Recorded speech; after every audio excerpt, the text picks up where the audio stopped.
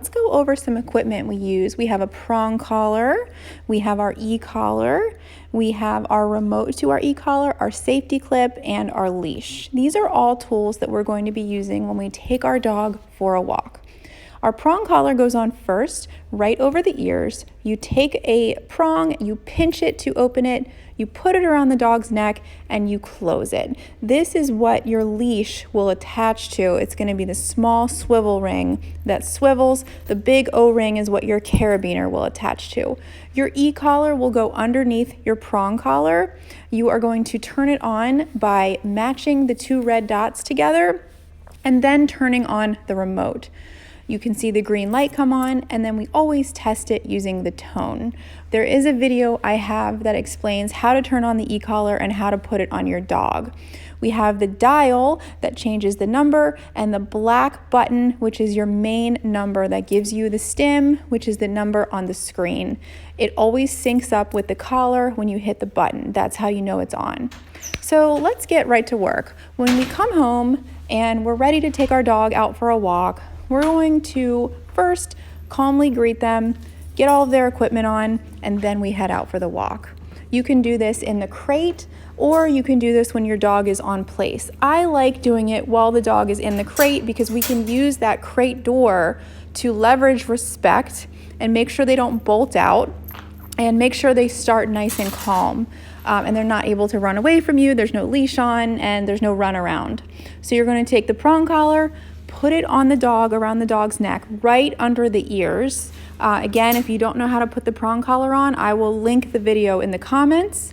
Once the prong collar is on, your e-collar goes on right underneath that, okay? So whenever you're taking your dog on an on-leash walk, that is when your prong collar is on.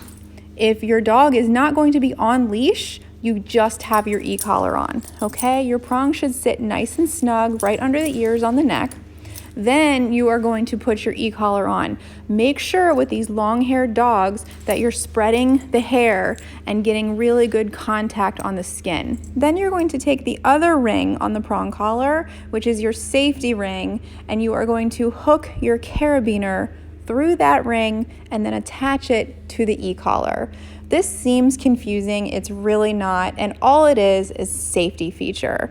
The prong collar is not foolproof. If that comes apart on your walk, if something snaps off, if the dog rolls around and it pops off, you are still going to be attached to your dog via that safety clip and your leash to the e-collar. So again, that is only for safety reasons.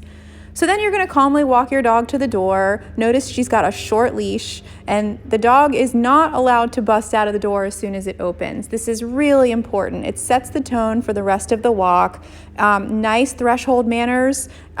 If you can't master this, I bet you your dog is going to struggle on the walk. So we ask for a polite moment of eye contact before we go through the door, and then we go on our walk. Okay, so leash length. Let's talk about leash length. We don't want to wrap the leash around our wrist. We want to do loose loops until you get the length of a traffic lead, okay? That way you can feel when the dog is moving ahead, back, or to the side. Your leash will become a little tight, and that's when you know you can hit the button on the e-collar and the dog will go back to heel position.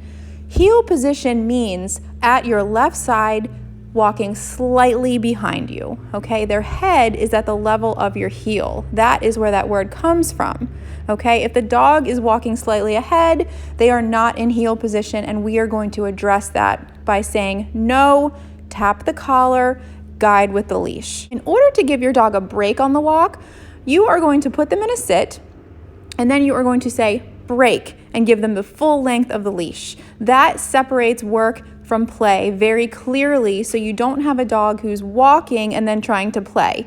They always know the two are separate. There's a time for play, and there's also a time to be serious and work on the walk, okay? At the end of your walk, you'll do the same thing at the thresholds. Bring the dog in, take all of the tools off, and if you're going to be leaving the dog alone, if you are going to be with the dog in the house, we do recommend leaving the e-collar on, maybe rotating it from one side to the other, okay? So this is like our basic protocol for coming home, taking the dog for a walk, and having it be enjoyable. They respect the rules, but they still get to have fun.